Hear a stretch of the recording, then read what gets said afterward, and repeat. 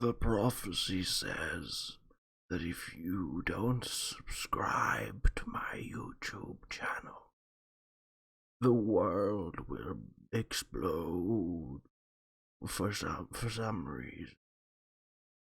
You can stop this. Please save the world. Subscribe to my YouTube channel. I'm trying to do something here. I'm trying to make something with this, please. Oh. Hey. Hello YouTube and welcome back to Regame. Today we're taking a gander at the cartoon titan that is The Simpsons, the show that has been running for 31 whole ass years, which is, some would say, a little too long at this point. I can only imagine that rinsing the same catchphrases and iconic child strangulation can only get nothing but stale. But I'm not here to shit on The Simpsons today. I'm here to shit on the games! Now, for those of you who grew up in the PS2 era, or at least know someone who does, chances are you're aware of one of the main Simpsons games that rose to fame, The Simpsons Hit and Run, which honestly I do believe was a really great game. I'm sure you don't need me telling you that. It was funny, nothing felt too forced, and it seamlessly took the Simpsons universe into an explorable 3D environment for us to enjoy. There are more than several good reasons as to why this game was placed on such a high pedestal, but how about any of the other Simpsons games? Why haven't they been given similar treatment? I mean, it's still the same lovable brand, right? Were they just forgotten about? Or perhaps they didn't get enough advertising? Or maybe they were just awful? Today we're delving into the lesser known corner of the Simpsons video game history, and more so focusing on what exactly went wrong. First up is definitely something interesting. This is the Simpsons Wrestling, the game where you can play as Homer and quite literally beat the shit out of your wife and kids. This game came out in 2001 for the original PlayStation, and it is not pretty. You may be asking, but Regame, that was so long ago, you can't possibly expect games like this to look good, can you? Well, disembodied voice ringing in the back of my head, let me just remind you that this game came out alongside the likes of Conker's Bad Fur Day, Tony Hawk Pro Skater 3, Halo Combat Evolved, and Super Smash Bros. Melee, and this is what we got. I can show you this game for 5 seconds and I'm sure that you can already see what I'm starting to get at. This game is downright depressing, and this is basically all there is to it. Each character has their own unique abilities that tie into common character tropes at the time. Homer throws a bowling ball from that literal one episode where he bowls. Lisa does this. Bart talks like a failed 90s rapper, and Marge throws her actual infant fucking child at you. There are so many things happening in this game that just completely baffle the shit out of me. We have people flying about left and right, a jump height that suggests the game designers thought the wrestling rings were made out of bloody trampolines, a torque meter, but I couldn't tell you for the life of me what it actually does, because the rounds don't last long enough for it to ever fill up, and every character's idle animation looks like they're trying to take flight in slow motion. Why? Why do they keep doing this? Who thought this was okay? Just an exciting and theatrical form of entertainment. No one really gets hurt, right? Yeah, no one's gonna get hurt, Marge. Just carry on hitting people with a frying pan and using your toddler as a weapon. Does anyone want to do me a favor and just analyze this image for me and just confirm that this is one of the most terrifying things you've ever seen? In fact, let's zoom out a little bit and just take a look at this further. I have so many questions. Why is this fight sponsored by Ned Flanders holding a fucking glizzy? Why is Reverend Lovejoy blessing the fight? Why are the police watching? Let alone even letting this happen in the middle of what looks to be a main road. And for the love of God, who split Grandpa's face in half? Everyone on the sidelines of each match just looks so painfully uninterested in what's going on, and I don't blame you guys. There ain't actually much going on up here anyway. I don't think this warranted the closing of an entire street. One of the really annoying things I've noticed about this game, and pretty much all of the other games to come, is that they push really hard on funny voice lines from the show being in the game almost every single chance that they get, to the point where it seems so painfully forced that it creates the opposite effect and just straight up becomes painful to listen to. It was like the board meeting during pretty much every one of these games was run by a sweating director with his hair falling out on a half-finished bottle of Jack. Like, guys, we really have to remind people that this is in fact a Simpsons Games. We really just gotta shit on their faces with it. This game is just absolutely abysmal. Let me just show you a few seconds of raw, unedited footage, and then you can tell me whether or not this looks like a game you want to play.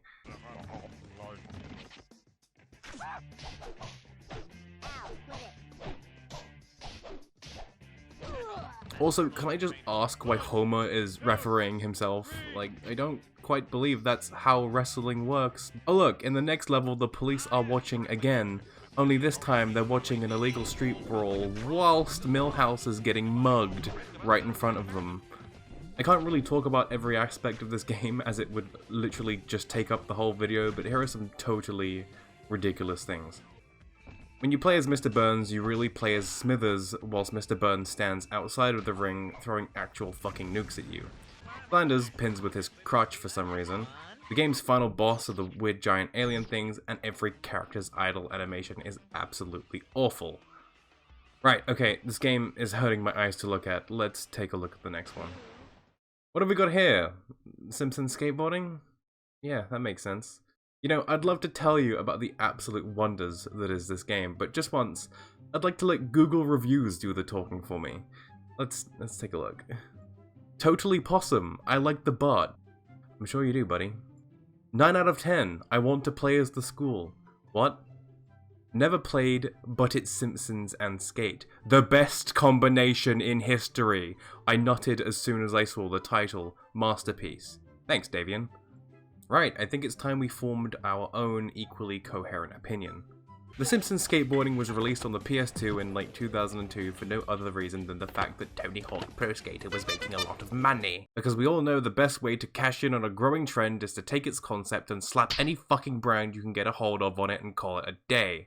And thus, the Simpsons Skateboarding was born, except it's shit and nobody likes it. And why, you ask? Well, it's the same issue as before, where it just tries too hard to be a bloody Simpsons game and you can't go 5 seconds without someone saying the most annoying thing I've ever heard. I'm the top of a stink heap! What does that even mean? These catchphrases are said so often that you can probably hear just about every single one of them within the first level of the game. I'm a shredophile. I'm sorry, you're a what? What did you honest to God just say? A shredder file? How was that in the final cut? I haven't even gotten to the gameplay yet! Oh, okay, deep breath. Harry, you can do this. Let's just pull back a little, tone down the mental overload, and let's start from the beginning. The title screen. Let's look at the title screen.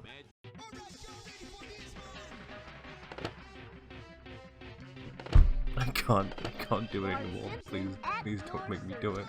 Jesus Christ, is this what's actually in the game, or am I having a delayed stroke from the Simpsons Wrestling? So one of the first things you see when you load into the game is this unnecessarily creepy character selection screen with all the playable characters standing in total darkness in what looks like a giant empty aircraft hangar like they're about to get gunned down by a firing squad. And then you hit continue and they all come to life like some clay stop motion horror film.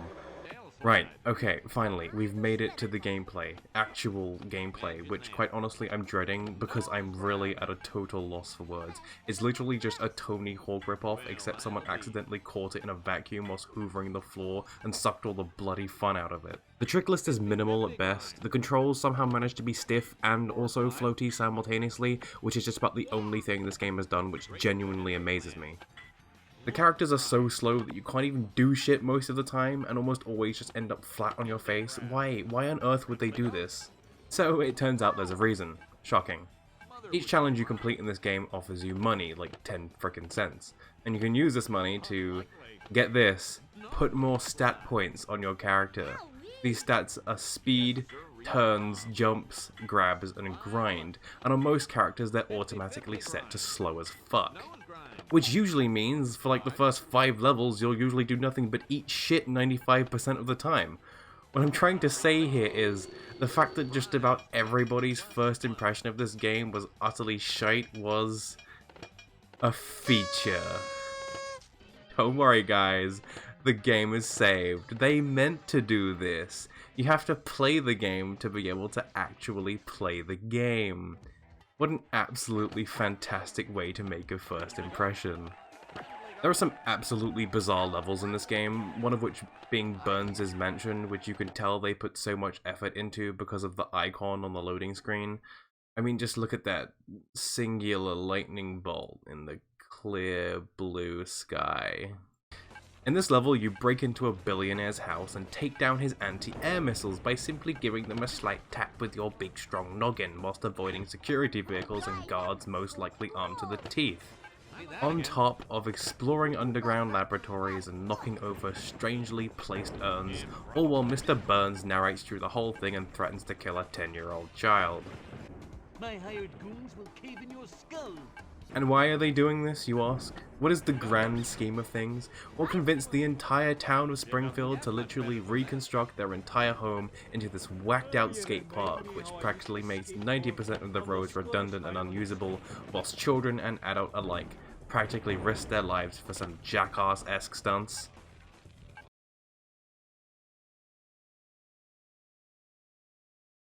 $99 fucking dollars, everybody! That's right, 99 whole ass big ones. A life-changing amount of money for everybody on this roster, if you ask me. Especially Homer, who literally works full-time at a power plant, but really, how much could that possibly pay him? I've just about had as much of this game as anyone can possibly handle, so what's the verdict? Yeah, you guessed it, it's shit. Let's go a bit further into the future and see if the Simpsons franchise has learned its lesson. Lastly on our list of really fun things, we have this masterpiece, the Simpsons Game. That's it, that's the title. A little broad, don't you think? At least the other games, as piss poor as they were, had a fucking scope and a clear indication of what to expect, but this is just the Simpsons Game. I can already feel the dread setting in.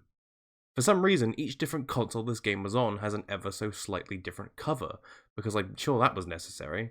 Oh look, the DS version highlights the chocolate rabbits that literally show up for 3 minutes during the game's tutorial. And the Xbox 360 version has Todd? With the wrong colour hair? Okay, sure, whatever. This game came out on nearly every single platform available to man on the year 2007, which is just so happened to be the same year the Simpsons movie came out. Wow! Weird. Weird for something like that to happen, isn't it? Great. So we haven't even looked at the bloody game yet, and we've already figured out that it's just another cash grab. Great! I love it! Okay, surely this game did its research though, right? Surely. They had to have looked at the other games, seen their terrible reviews, and done their own solid conclusions on what was wrong with it, right? I hate know-it-all chocolate. I hate know-it-all chocolate. I hate know-it-all chocolate. I hate know-it-all chocolate. I hate know-it-all chocolate. I am about to go absolutely bonkers. Maybe you'd do better in a turn-based RPG. Yeah, and you would have done better in my bloody bin, but here you are.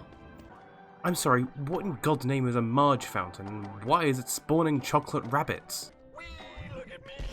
I'm a big fat funny ball, and I can eat and eat and eat and never get full. This is like a dream come true. Thank goodness I'm not dreaming.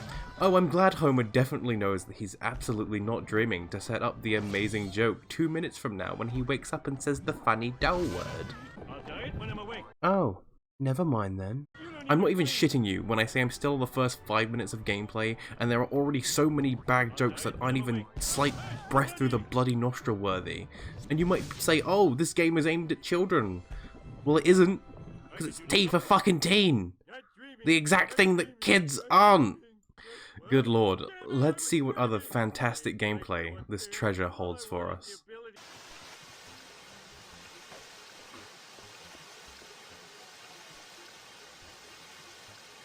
You know, fighting is a lot like dancing.